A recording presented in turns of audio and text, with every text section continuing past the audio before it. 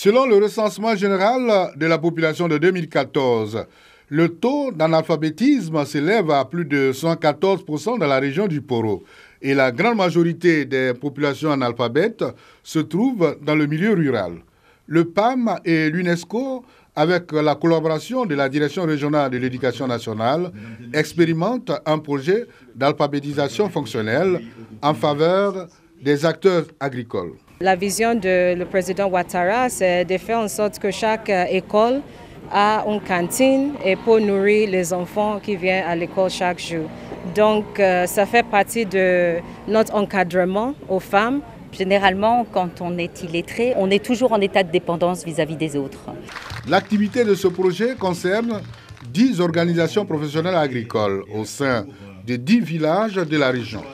Les formés de ces groupements formeront à leur tour 1000 femmes agricoles. Les autorités locales et les responsables du système des Nations Unies ont sensibilisé sur les enjeux du projet. D'ici à 2030, nous devions veiller à ce que tous les jeunes et une proportion considérable d'adultes, hommes et femmes, sachent lire, écrire et compter.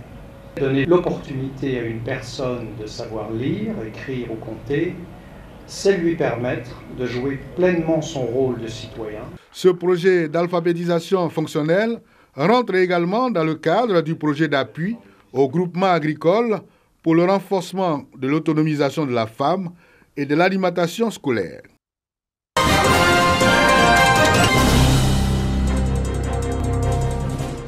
Forêt classée de Beki, superficie 16 215 hectares. Située dans la région de l'Indéni-Guablin, cette forêt, tout comme certaines forêts classées en Côte d'Ivoire depuis une vingtaine d'années, est victime d'infiltration de populations à la recherche de terres fertiles pour l'agriculture.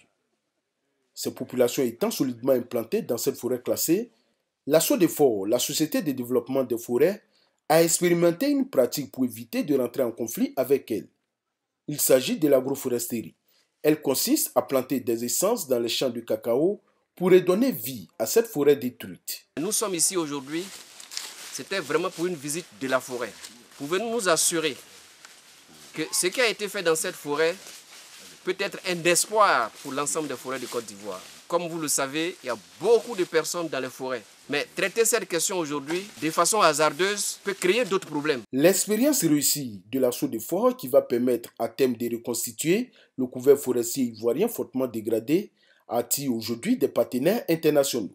Une délégation de la Banque mondiale comprenant des partenaires colombiens s'est donc rendue dans la forêt classée de Beki pour s'imprégner des réalités sur le terrain. Elle a pu échanger avec les paysans des villages d'Assakro, d'Ngracon, d'Apoisso et de Pokukro au cours d'un périple qui leur a permis de sillonner 6 stations. Ce qu'on retient, c'est que les planteurs de cacao, au début, étaient résistants pour ce reboisement, mais ils se rendent compte qu'au fil des années, leur production n'a pas baissé, mais elle n'a fait que augmenter. Donc cette compatibilité montre que les résultats de l'agroforesterie sont réplicables à une échelle plus grande. À l'issue d'un échange franc et direct, les occupants de la forêt classée de Beki semblent apprécier l'initiative de la SODEFOR.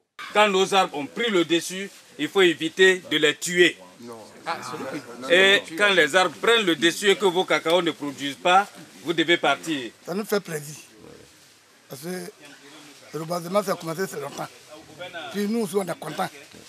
Parce que si on n'a pas planté, le cacao, c'est fatigue. Donc s'ils ont planté pour nous, donc ce qu'on va trouver aussi à bouffer, le gouvernement aussi va trouver aussi. Une journée enrichissante pour les partenaires colombiens et le coordonnateur projet à la Banque mondiale. Un voyage en Amérique latine est envisagé par les responsables de la SODEFOR qui entendent s'imprégner également de l'expérience des pays de l'Amérique latine en matière d'agroforesterie. «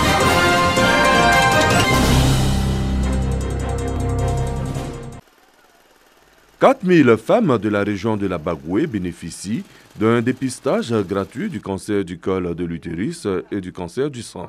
C'était au cours d'une campagne de sensibilisation sur les cancers de la femme, les IST, le VIH-Sida, le planning familial et les grossesses en milieu scolaire. Une initiative de l'Association ivoirienne pour le bien-être familial, AIBF, en collaboration avec les mutuelles de développement des villages de Dendrasso et de Mounini. Ce sont des sites pilotes et si je vois que l'opération a été réussie, ce n'est pas exclu qu'avec le soutien de partenaires, qu'on puisse l'étendre à d'autres villages. Donc je dirais que c'est vraiment une satisfaction. Les bénéficiaires félicitent et encouragent cette initiative de l'AIBF. Aujourd'hui, j'ai vu des maladies que je ne connaissais pas avant. Les maladies comme le cancer du corps de l'utérus, le cancer du sein. Nous, on n'a rien payé. On nous a soignés gratuitement. Nous, on est contents.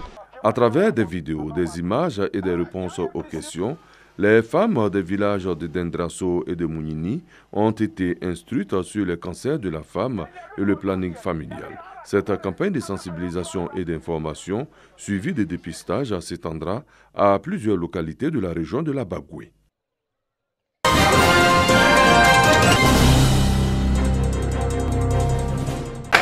c'est l'amour du maire. Ce geste est la marque d'amour demandée par les autorités sanitaires à l'endroit des personnes malades de la lèpre. Une maladie infectieuse causée par le bacille des Hansen qui touche la peau, les nerfs, les muqueuses, les voies respiratoires et bien d'autres organes. D'où cette célébration pour marquer la solidarité du district sanitaire de Tiassali à ces personnes vulnérables. Les malades de la lèpre sont souvent ignorés. Donc c'est pour nous amener à penser beaucoup aux malades de la lèpre. Ce sont nos propres parents, ils vivent avec nous. Donc il ne faut pas qu'on les ignore, il faut qu'on soit toujours avec eux, autour d'eux. Le district sanitaire de Tiassali qui célèbre cette 67e édition de la journée mondiale des lépreux compte 11 malades, dont 8 nouveaux cas de forme multibacillaire, forme contagieuse, soit 87,5% des cas enregistrés en 2019. Une célébration meublée par la prière, la sensibilisation et des dons en vivres et non-vivres, plus une enveloppe pour personnes guéries et nouveaux malades au nombre de 25. Un geste qui réjouit les bénéficiaires et les autorités administratives. C'est notre regard critique, amer, qui exacerbe la douleur quotidienne de nos frères et sœurs malades.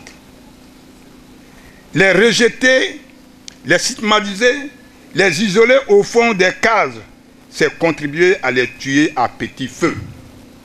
C'est pourquoi je vous invite tous, ici rassemblés, à rectifier notre regard sur la lèpre et les lépreux. La lèpre en Côte d'Ivoire est en nette réduction. Depuis 2001, elle n'est plus un problème de santé publique.